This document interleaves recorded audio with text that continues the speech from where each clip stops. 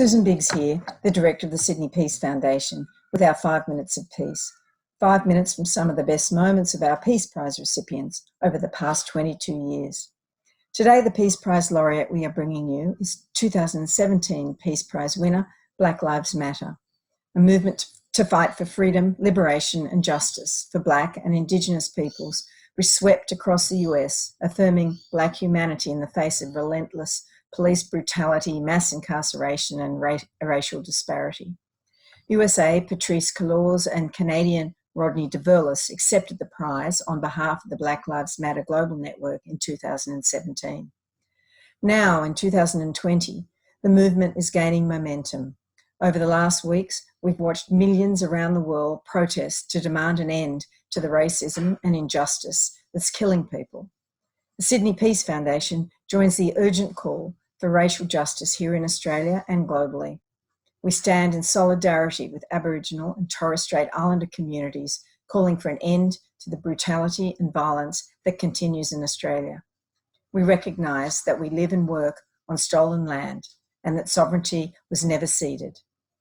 So, I give you 5 minutes of peace, a slice of Black Lives Matter 2017 lecture. If you'd like more, visit our website. In 2013, George Zimmerman was acquitted of the murder of Trayvon Martin. Alicia Garza wrote a love letter to Black people. It was powerful, and it ended with Black Lives Matter. When I saw that, I knew it had transformative power, and I turned it into a hashtag. It became alive on social media, and Opal Tometi, well, she developed and curated our online social media platform so the hashtag could go viral. That's the conception story. Black Lives Matter has become what Black communities all over the world need it to become. At times, it's a hashtag. At other moments, it's a declaration, a cry of rage, a sharing of light. It has become a moment and a movement that is international, worldwide in its scope of liberation for Black people and oppressed people everywhere. And here, we are in Australia.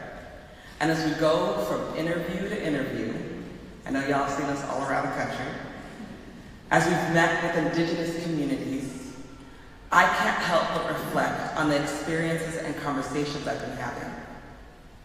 Those conversations steeped in state violence and government cover-ups. Stories about children being harassed by cops and dying, murdered in jail cells.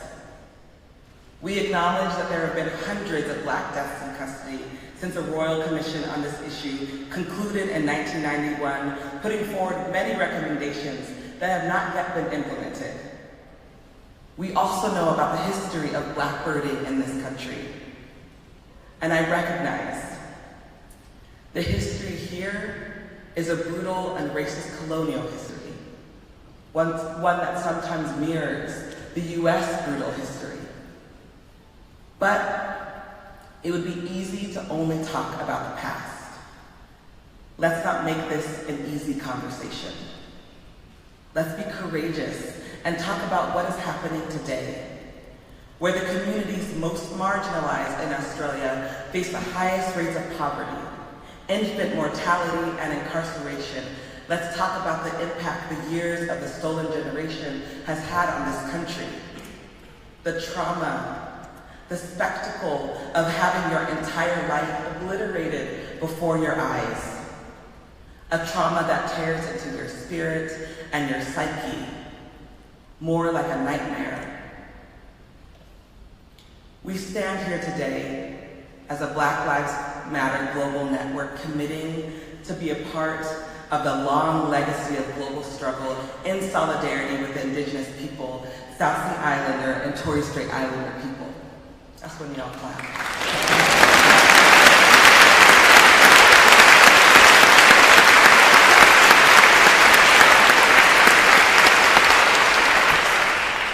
And we have a message. We have a message to local government. We urge you to be courageous in this moment. We urge you to listen to the demands of the communities most marginalized in Australia. Because we, Black people, we've been courageous. Our ancestors have been courageous. It's time for you. It's time for you to be courageous.